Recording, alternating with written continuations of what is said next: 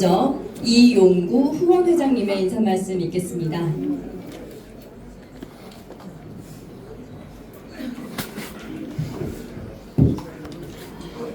안녕하세요.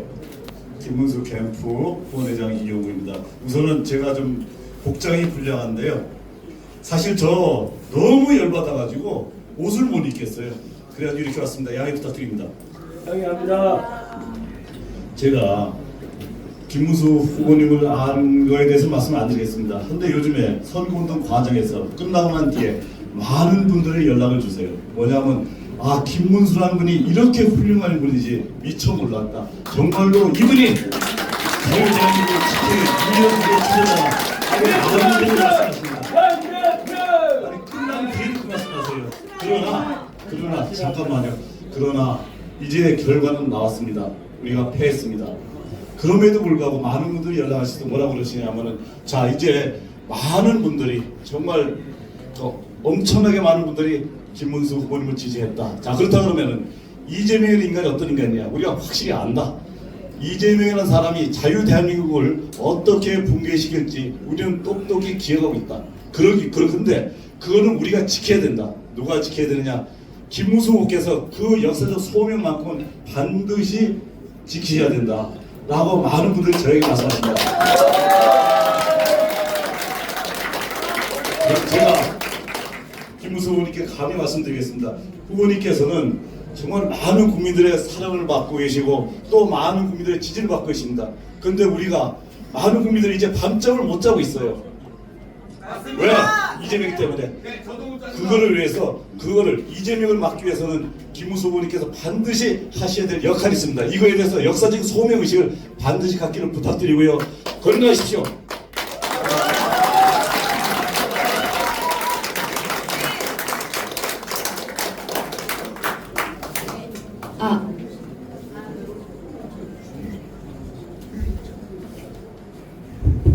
네, 다음으로 장동혁 총괄 선대본부장님의 인사 말씀 있겠습니다.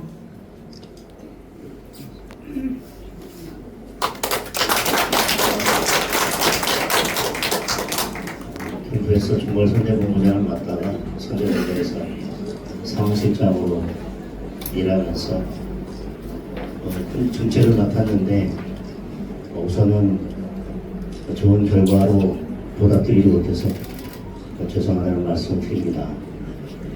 캠프에서 선거를 총괄하고 또 선대본부에서 상황실장으로서 사실상 선거 실무를 총괄했는데 좀 더 좋은 결과가 올 수 있었지만 모든 것은 선거 전략을 짜고 선거를 지휘했던 제가 부족한 탓이라고 생각을 합니다. 그러면서 그래도 제가 총괄 선대본부장으로 와서 그리고 상황실장을 맡는 동안 아침 7시에 이곳에 와서 우리 몇몇 분들과 대선 승리를 위해서 기도하고 또 캠프에 우리 팀장님들과 회의하고 다시 선대본부로 넘어가서 매일 아침 회의를 하면서 선대본부와 캠프의 다리 역할을 하면서 최선을 다하려고 노력을 했습니다. 결과는 여러분들께 만족스러운 결과를 드리지 못해서 죄송합니다. 다음에 꼭 당선시켜 선거는 주십시오. 승리라는 결과도 중요하지만 어떤 유의미한 결과를 남기느냐가 훨씬 더 중요하다고 생각합니다. 우리는 결과뿐만 아니라 선거에서 많은 것을 남겼습니다.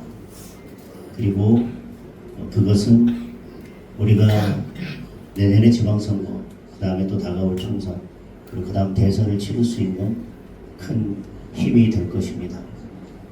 그리고 우리 권 회장도 말씀하신 것처럼 우리가 이재명 정권과 야당으로 싸워갈 수 있는 큰 힘이 될 것입니다.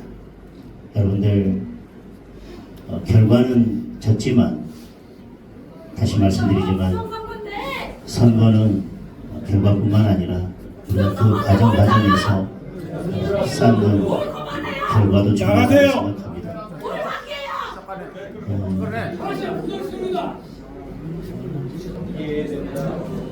얼마나 고생들을 많았습니까? 얼마나 그간 여러분들 땀 흘리며 잠 못 이루는 밤이 많았습니까? 고생 많았습니다. 실망도 많으실 거예요. 저는 헌정 회장을 했고요. 또 5번의 국회의원을 한 사람으로서 그 피 끓는 청춘을 국회에 바쳤는 사람으로 이는 다 잊어버리고 학교 총장을 하고 이렇게 살라 그랬는데 도대체 지금 시국이 어떻습니까? 꼭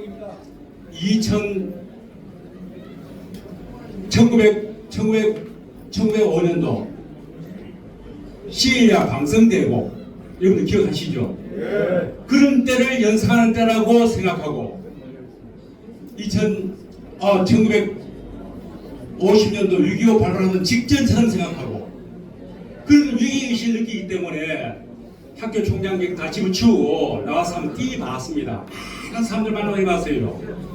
오늘 오전 11시에 헌정 회원들이 다 모여가지고 전 국회의원들 모여가 우리 나름대로 또 이렇게 회담실 가지면서 이야기 많이 나눴는데 어떻게 하면 좋으냐?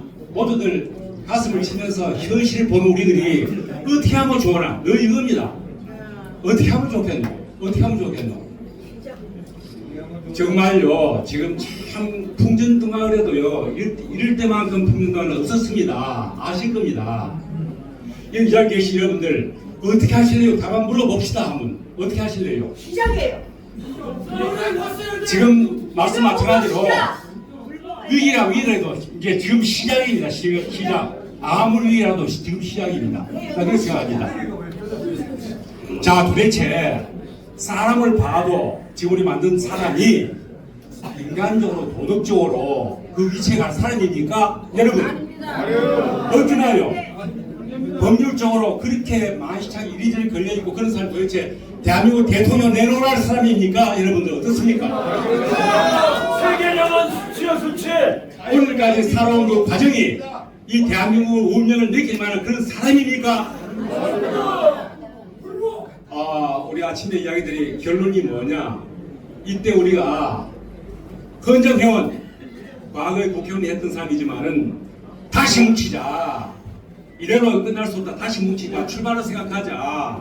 왜냐고? 답은 아무리 봐도 이 난국을 제대로 간 철학, 제대로 간 능력, 추진력, 본인이 가지고 있는 바탕 모든 걸 봤을 때에 김문수를 해낼 만한 사람, 이길 만한 사람 누가 있노? 한번 보자. 오전에 당사자는요 혼자 뛰는 마찬가지입니다. 어떻게 생각하세요? 우리들 같이 마찬가지예요. 불과 한 20일, 한 달도 채 안 되는 그 짧은 시간 속에 엄청난 일을 해냈는데 저쪽에는 지난번에 했으니까 3년 나이입니까? 3년, 만 3년 동안에 그 태열에 들고 완전히 독재를 했는데 한 사람 어긋남 없이 똘똘 뭉쳤는데 어머니 김문수 후보 뒤에 똘똘 뭉쳐 도와준 누굴 봤습니까? 별로? 조직이 없었어요. 조직이. 하시방자 그런 식이에요. 그런 식. 이제는 이런 분위기를 본인이 해낼 수 있다고 봐집니다. 여러분들이 뜨거운 열리면은 여러분들이 그 주변에 확 밀어줄 수 있다고 생각해요. 오늘 마지막 글씨는 권위를 가지겠습니다. 미안해요. 그럼 이것처럼 이야기 끝내겠습니다. 정정당당 김문수. 여기 내세 출발 있어 출발. 우리의 자랑스러운 김문수 후보님의 인사 말씀이 있겠습니다. 나오실 때 박수 부탁드립니다.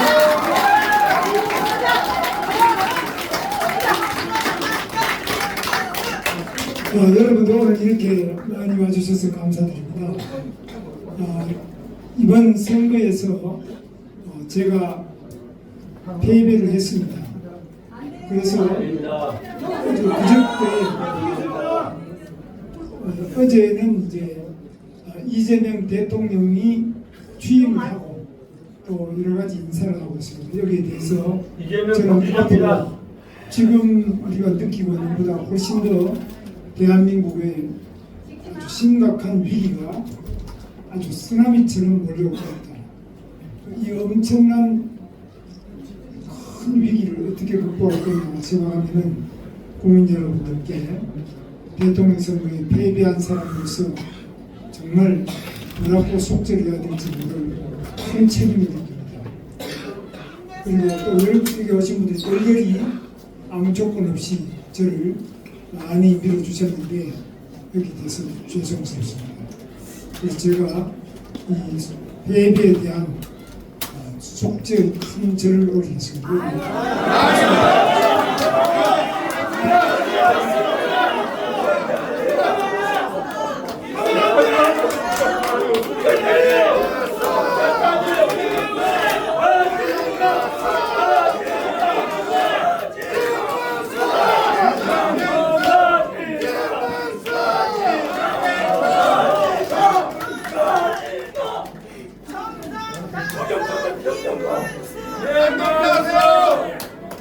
뭉치자 김문수로. 지금 여러분 이제 보시면은 앞으로 어떤 일이 일어나는지 아실 겁니다. 어제도 많은 일이 일어났습니다. 그런데 우리가 이제 모르고 언론이 보도를 안 합니다. 오늘 신문이나 방송을 보더라도 좋은 것만 보도 안 합니다. 이것을 이제 밀월 관계다 이렇게 하죠. 처음 당선됐으니까 비판도 하지 말고 좋은 게 좋은 거 아니냐. 이런 축하 모드인데 축하하기에는 너무나 심각한 일이 많이 일어나고 있습니다. 맞습니다. 어제 이재명 대통령이 김민석 국무총리를 지명했습니다. 김민석은 제가 잘 아는 사람입니다. 저도 운동권 출신인 거 아시잖아요. 김민석은 미국 문화원 점거농성의 사건으로 징역 4년형을 확정받았고 국가보안법 위반으로 또한 1년 6개월 그리고 이것만 해도 5년 6개월 징역 살다가 나중에 노태우 대통령 취임한 후에 특사로 석방이 됐습니다. 그리고 2005년에는 돈을 정치자금부 위반으로 돈을 2억을 받아서 징역 8개월을 받고 집행유예 2년을 받았습니다. 그때는 SK 송길성 회장으로부터 서울시장 출마와 관련해서 돈을 받았고 2008년에도 7억 원의 후원금을 받아서 정치자금법 위반으로 했는데 나중에 벌금 600만 원을 선고받았습니다. 정치적으로도 많은 깨끗하지 못한 점이 있을 뿐만 아니라 미국 문화원을 점거한 사건은 지금 롯데호텔 소공동 앞에 있었죠. 그 당시에 여러분 기억하실지 몰라도 이 사건으로 아마도 앞으로 대미가 미국에서 굉장히 이걸 문제를 삼을 겁니다. 그동안 적당하게 넘어갔지만 미국 정부가 이렇게 자기 문화원을 점거하고 또 이런 사건에 당시 서울대 학생회장이 김민석이었는데 이런 사건에 대해서 쉽게 그냥 넘어가지 않을 겁니다. 이재명의 첫 번째 인사가 반미 운동의 상징이 미문화원 점거 사건입니다. 그때까지는 이런 미국 문화원을 점거하거나 불을 지르거나 이런 일이 없었는데 그게 우리나라 반미 운동의 첫 번째 시작입니다. 두 번째가 국가정보원장을 이종석을 임명했습니다. 이종석은 여러분 아시는 것처럼 노무현 정권 때 통일부 장관을 했습니다. 이 사람은 내재적 접근법이라는 우리가 북한하고 관계를 할 때 북한의 입장이 되었습니다. 김정은의 입장에서 북한을 생각해야지 우리 입장으로 자꾸 김정은을 보면 안 된다. 이게 내재적 접근법이라는 겁니다. 이종석 같은 사람은 확실하게 이 사람은 자기 이론적 신념적 친북 종북 학자입니다.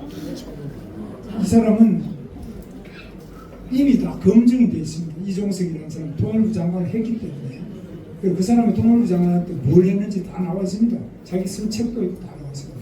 이런 명백하게 반미 인사의 심볼 김민석을 총리로 한 것과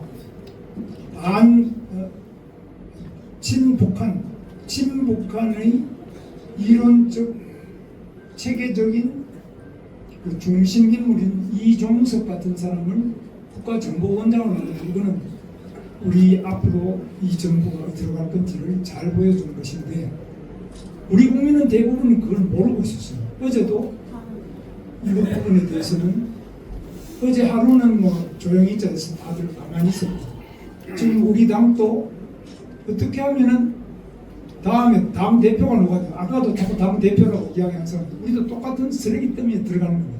그런 소리 지금 하고 지금 자리 다툼을 할 때가 아닙니다. 자리 이야기하면 안 됩니다. 그러니까 이거는 국가의 위기와 국민적인 그 위기 앞에서 우리가 해야 될 이야기고 안 해야 될 이야기인데 지금 당대표 김문수 해라 이거는 김문수 너 아주 쓰레기통에 살아라 이거하고 똑같은 소리예요. 그런 소리 절대 하시면 안 돼요. 저는 그런 사람이 아니에요. 누군 죽이는 거예요? 그래서 존경합니다. 그럼 무엇으로 후보님 그럼 무엇으로 불고 그러면 후보님 무엇으로 싸울 것입니까? 어떤 조직으로 싸우시겠습니까? 민자적인 경고는 정리하겠습니다. 이런 걸 이제 중구난방이라고 해요. 전부 자기가 제일 잘났기 때문에 이거는 아무도 될 수가 없어요. 제가 대통령 나라를 위해서 하셔야 됩니다. 조용히 그 다음에 오늘 내란 특검법을 통과를 시켰습니다.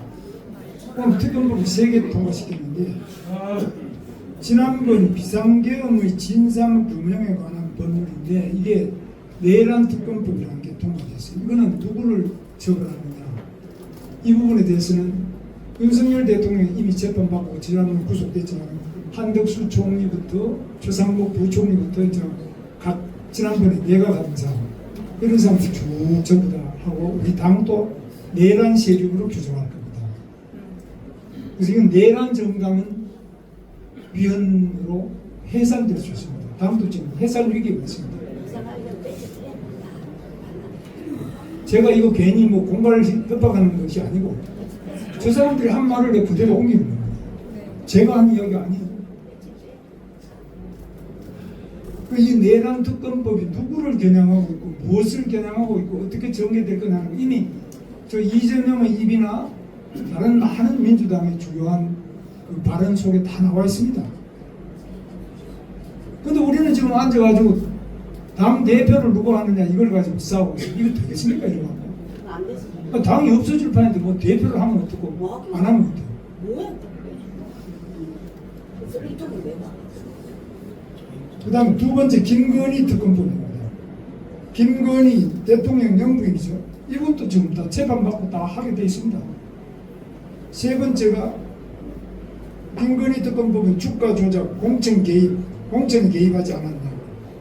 세 번째가 순직 해병, 최해병의 특검법인데 순직 해병의 수사 방해와 사건 은폐를 진상규명하자는 내용입니다.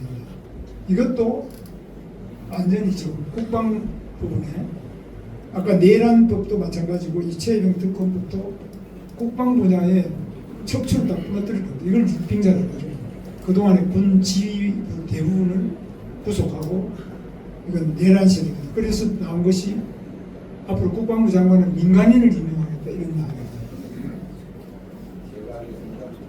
그래서 오늘은 또 아시다시피 검사징계법 개정안이 나왔는데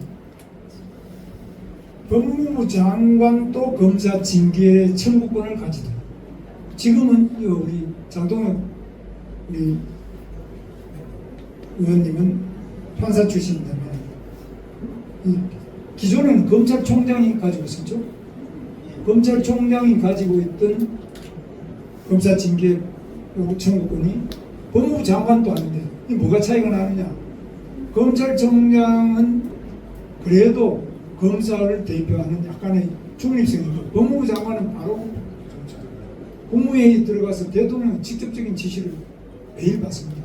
검찰총장은 그렇게 사건 관련 지시를 하고 있습니다. 그래서 대통령이 그 검사를 필요한 검사 자기 수사하거나 문제가 되는 사람 바로바로 징계하겠다는 그 법을 오늘 통과시켰습니다.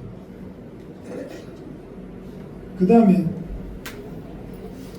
헌법재판관 후보자로 지금 추천되어 있었던 이완규 법제처장입니다. 함상훈 이 사람들을 헌법재판관으로 추천해놨는데 그건 한덕수 전 총리가 추천했습니다. 직무 권한 대행이 추천했는데 이것을 이재명이 지명 철회 이 두 사람은 아예 불러가 빼버린 거예요. 그리고 자기가 원하는 사람으로 처리했겠다. 그리고 오늘 재판이 하나 있었는데 경기도 전 지사를 하던 이화영이라는 저는 국회의원 나이를 사람이 있어요. 이화영이가 쌍방울을 통해가지고 100억 원을 김정은이한테 갖다 준 돈이 있습니다. 이것을 대법원에서 징역 7년 8개월 확정했습니다. 이거 엄청난 이야기입니다. 그러면 부지사가 경기도 부지사가 7년 8개월 징역형을 받으면 그 주범은 지사고 부지사는 그 밑에 종범입니다. 대북관계는 해보시면 아시다시피 대북관계는 지사 지맘대로도 못하고 모든 대북관계는 다 통일부의 허락을 받습니다. 통일부의 허락이라는 건 사실상 국가정보원에 의해서 이 사람이 북한하고 관계를 하는데 북한을 이롭게 할 수 있는 묵자가 있는 거예요. 예를 들면 컴퓨터라든지 통신기기라든지 북한을 이롭게 할 현금 같은 거 가지고 원자폭탄, 미사일 무기 같은 걸 구매할 수 있기 때문에 현금은 가장 금하는 거고 두 번째는 전략 장비, 무기 또는 컴퓨터 이런 것 부탁입니다. 그 다음 그 위에 사치품, 김정은이가 자기 통치수단으로 쓰는 사치품 이런 것들 다 통제가 되어 있는 현찰을 그냥 갖다 준 겁니다. 100억 원의 현찰, 80만 달러 100억 원의 현찰을 갖다 준 겁니다. 이거는 유엔 대북 제재 결의안이 통과되어 있는 거예요. 그래서 이 건 때문에 미국 워싱턴 한인 회장 신 목사라는 분이 있어요. 이 목사가 이재명을 미국 국무부에 고발하고 미국 재무부에 고발하고 유엔 안전보장 이사회에 고발했습니다. 5월 14일에 고발했어요.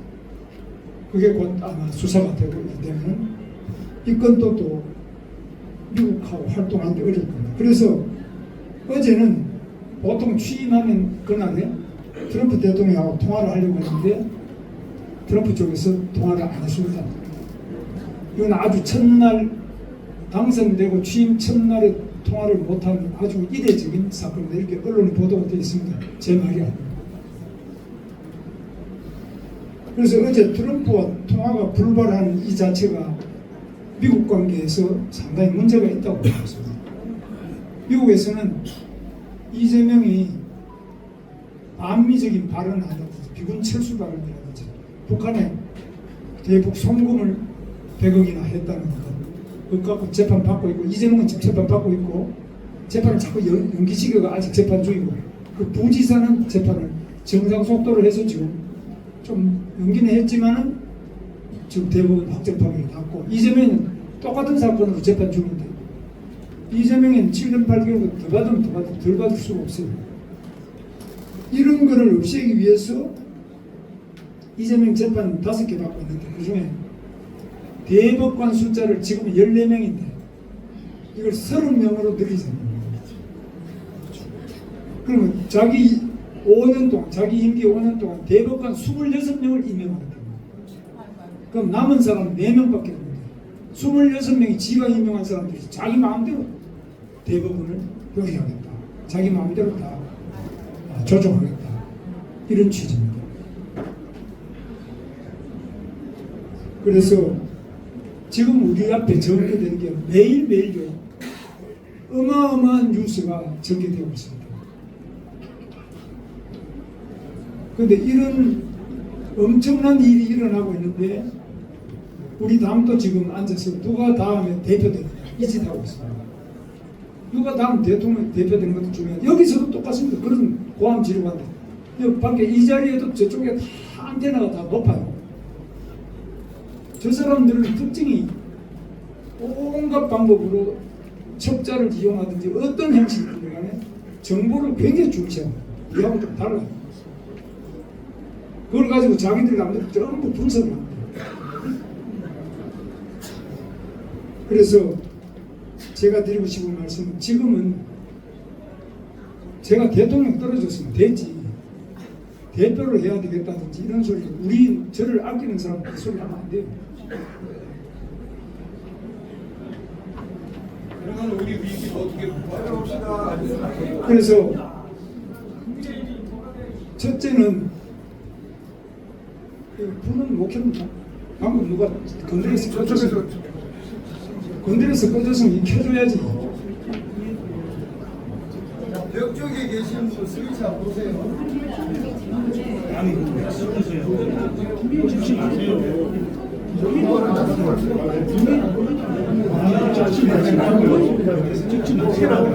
자, 그래서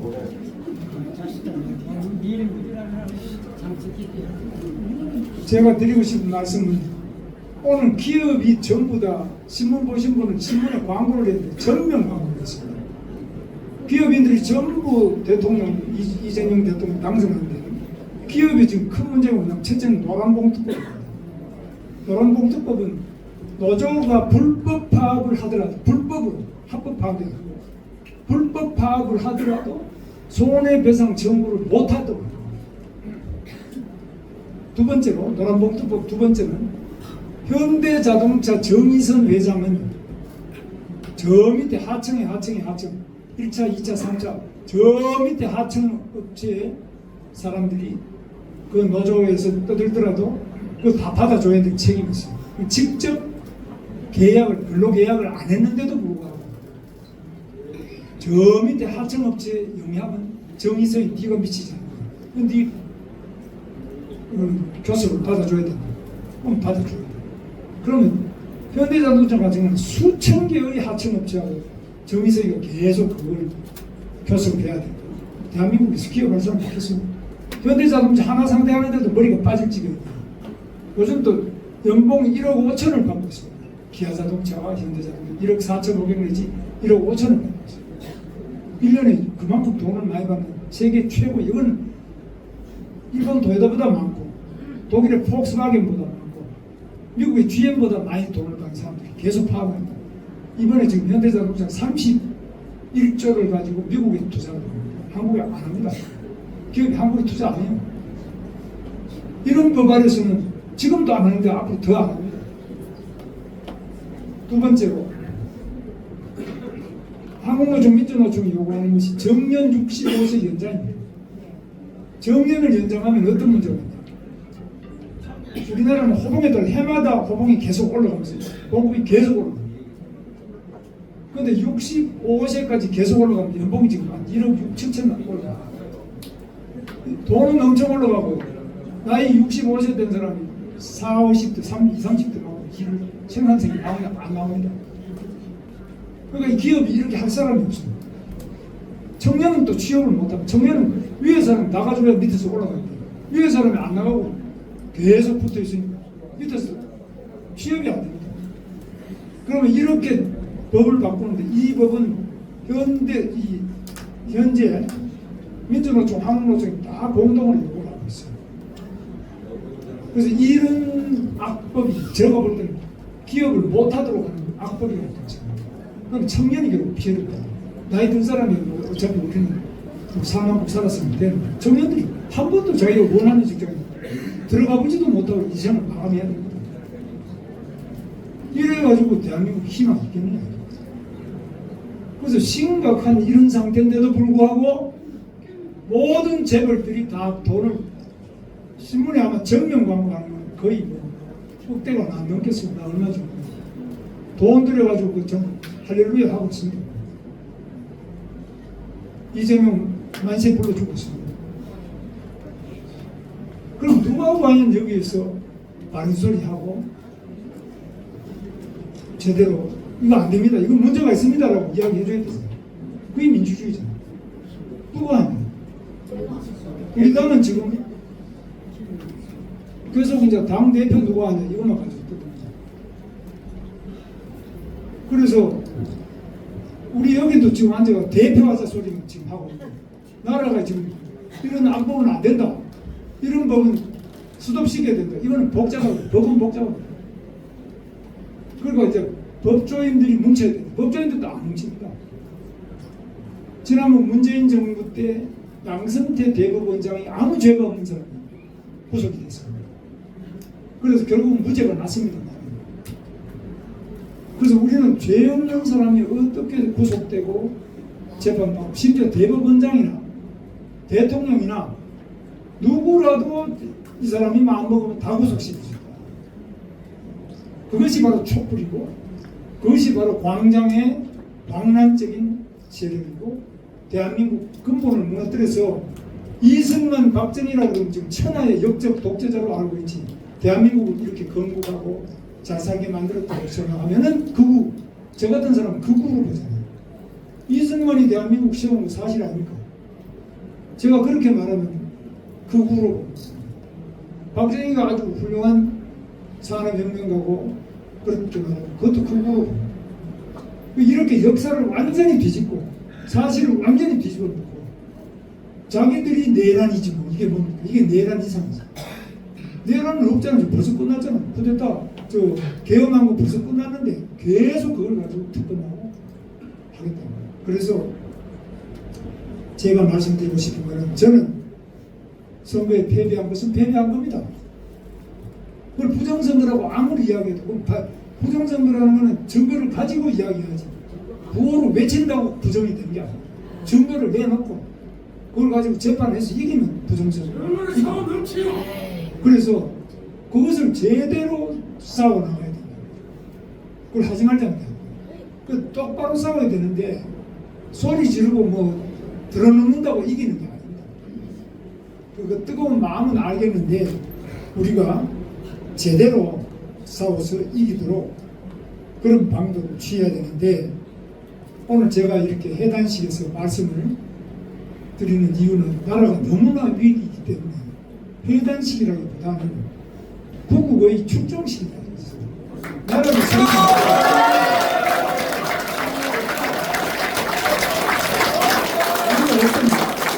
당대표를 하기 위해서 저는 뭐 당대표에 아무 욕심 없어요. 당대표가 뭐 월급이 나온 것도 아니고 아무도 안 해요. 고생하시고 나면 대통령 되면 그래도 뭐 임명직도 있고 뭐 차도 나오고 뭐 경호원 나오고 당대표는 뭐 아무도 없어요. 뭐 욕심 내면 아무도 없어요. 그러다 보면 제가 대통령직에도 욕심이 없지만 당대표도 욕심 낼 일이 없어요. 누구든지 한 사람이 해라. 그건 제대로 해라. 그래서 저는 아무 욕심이 없고 다만 지금 그래도 국민의힘의 장동혁 국회의원처럼 이런 분들은 월급도 받고 있고 또 국회의원이니까 보좌관도 있어요. 이런 국회의원들이 제대로 정신 차리고 나라를 구해주십사. 왜 못하라고?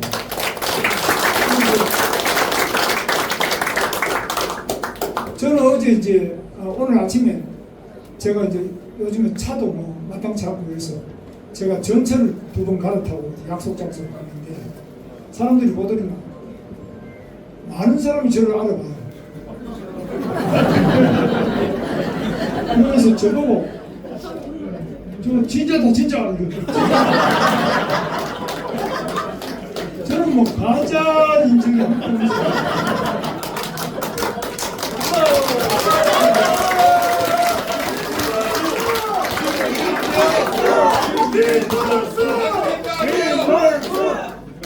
저는 우리가 바뀌어야 돼. 이 나라를 구하기 위해서는 바뀌어야 돼.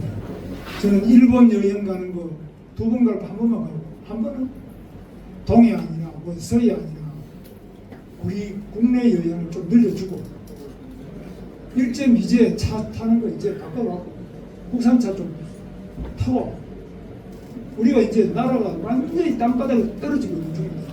이것을 건져 올리기 위해서는 국민들이 크게 바뀌어야 돼요.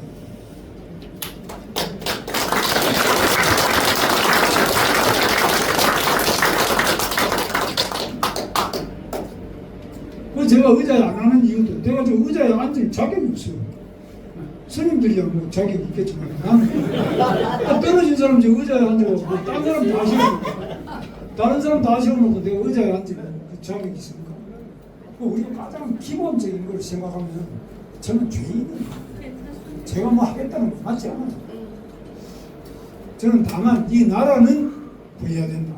이 국민은 우리가 구해내야 된다.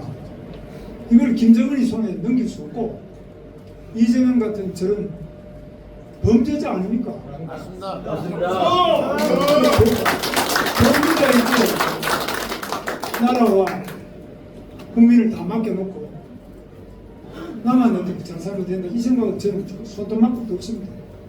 그래서 저도 이 대한민국에서 북한식으로 말하면 제가 벌써 죽었어요.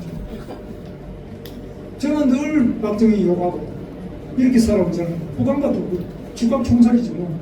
제가 아직 살아있겠습니까? 그러나 이 대한민국은 너무너무 자비와 사랑, 용서를 해주고 기회를 주는 거. 대한민국은 참으로 위대한 나라입니다. 저는 그걸 너무너무 뼛속 깊이 느끼고 있습니다. 이렇게 좋은 나라가 어디 있습니까?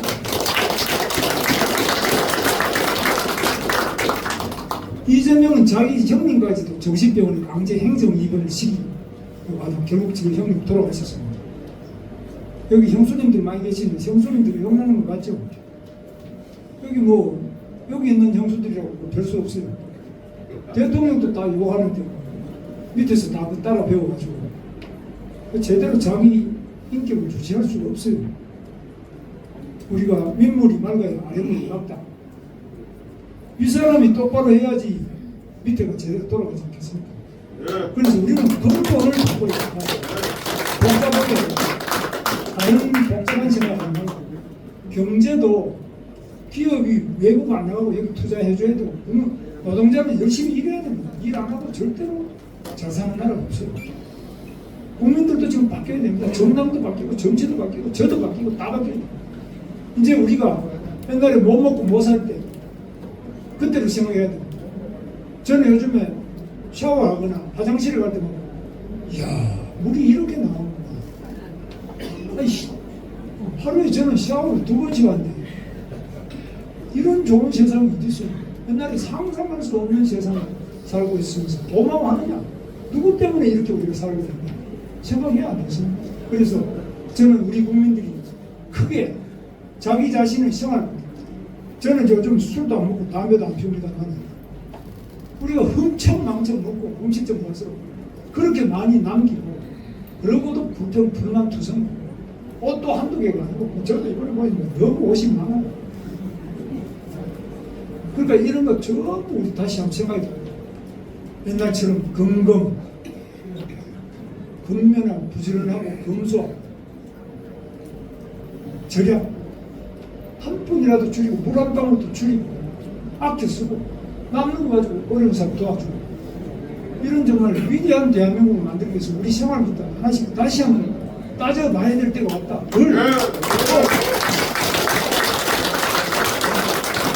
저는 이재명 같은 사람은 절대 못한다고 생각합니다. 그 사람은 법인카드 가지고 일제 샴푸 사다 쓰고 이런 거 보셨잖아요. 과일 사먹고 하는 거. 그 집안이 다 그렇게 하는데 거기다가 뭘 기대하겠어요? 우리가 하면 되잖아.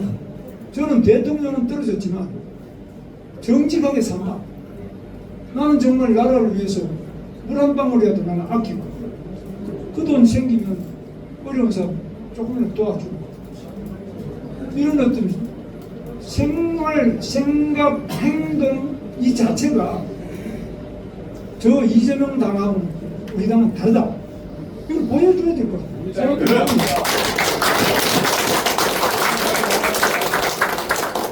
제가 오늘 지하철 타고 올 때 진짜다는 말은 뭐냐?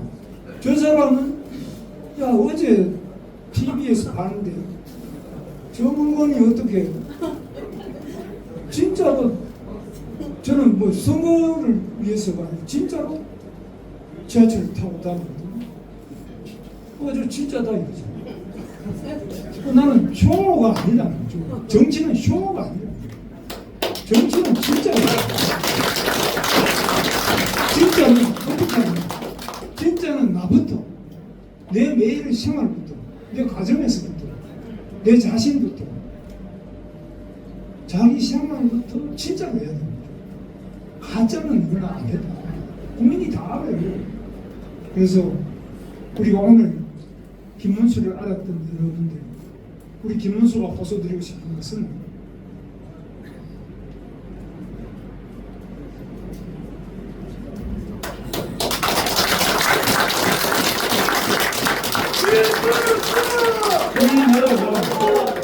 너무나 어려워. 뭐 고함 지르는 것 나는 거기에 꼭 진실이 있다 보잖아요.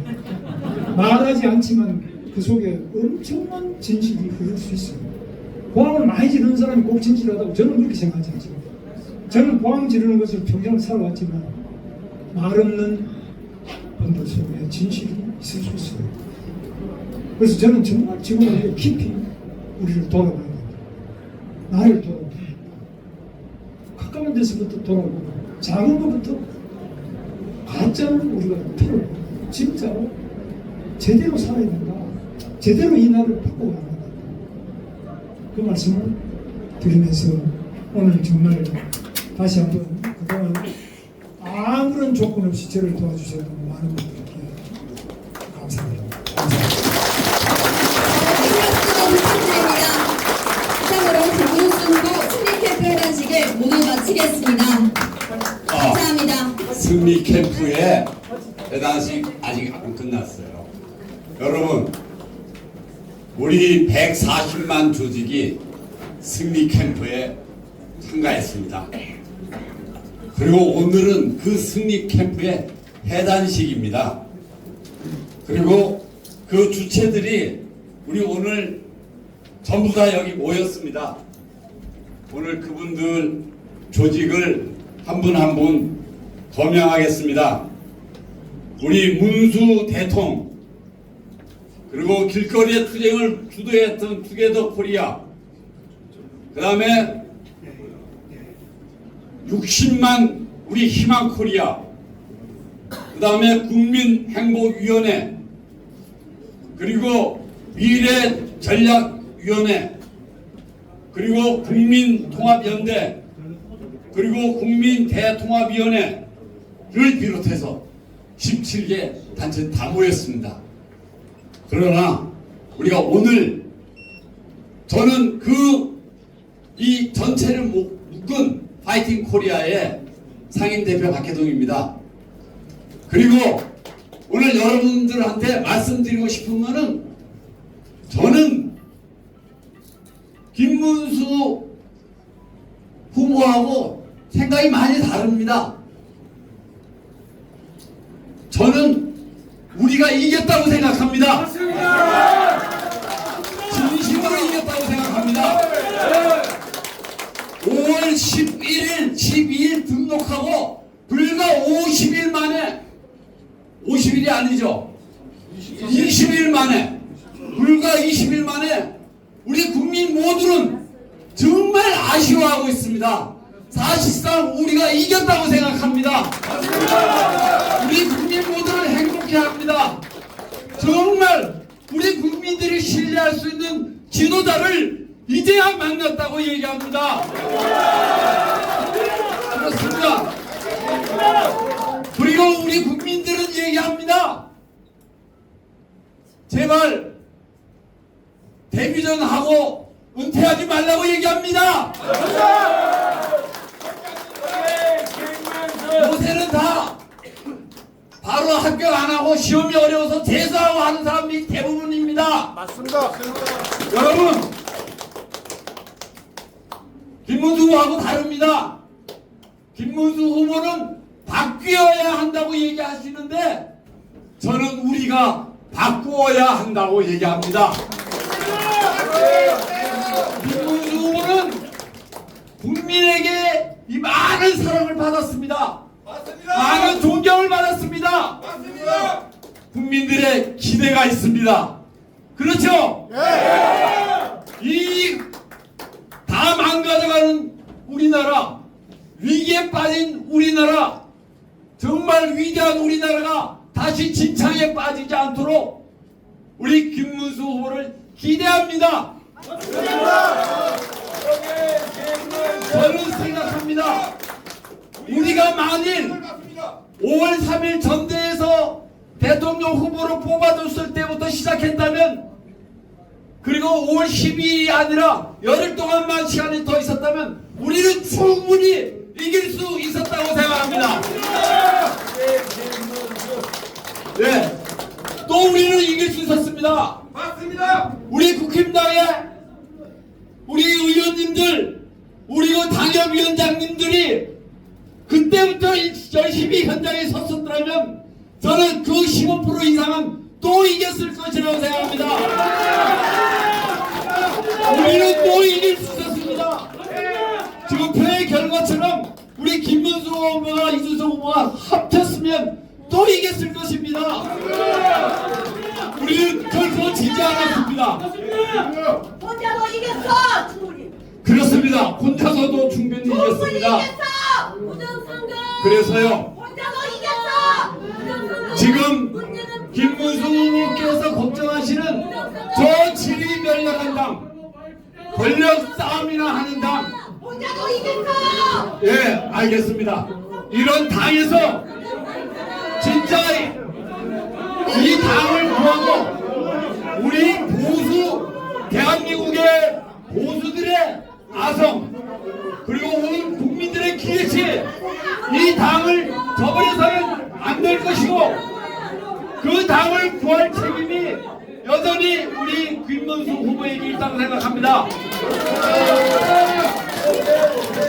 그래서 이 당이 우리 국민들의 정치 의사 형성에 앞장을 쓰고 나라를 바로 세우는데 앞장서는 그런 당이 되기를 기대한다고 생각합니다. 우리 나갑시다. 이깁시다. 끝까지 정의가 이길 때까지 싸웁시다. 이번 두 달간의 선거운동 기간은 전 국민이 김문수를 알아가던, 전 국민이 김문수 전기문을 읽었던 시간이라고 생각하는데 어떻게 생각하십니까? 방금 후보께서 말씀하셨지만은 이재명의 폭주가 시작되었습니다. 이 이재명의 폭주를 막아낼 수 있는 사람 누구입니까? 저는 김문수 후보님 뿐이라고 생각합니다. 맞습니다. 당대표 뭐 어떠한 직책이 중요한 거 아닙니다. 맞습니다. 지금부터 제가 지난 두 달 동안 400만 명의 시민들이 의병으로 참여했던 이 모든 분들의 뜻을 계속해서 이겨갈 수 있도록 제가 김문수 후보의 조직을 강화하겠다, 이 말씀을 드립니다. 앞으로 추후에 김문수 후보님이 방금 말씀하셨듯이 이 나라를 구하고 이 국민을 구하고 이 도탄에 빠진 대한민국을 정상화시킬 때까지 우리가 힘을 모아서 김문수 후보를 도와줍시다. 감사합니다. 네, 이상으로 김문수 후보 탄핵 발표 회장식을 모두 마치겠습니다. 함께해 주신 여러분 감사합니다.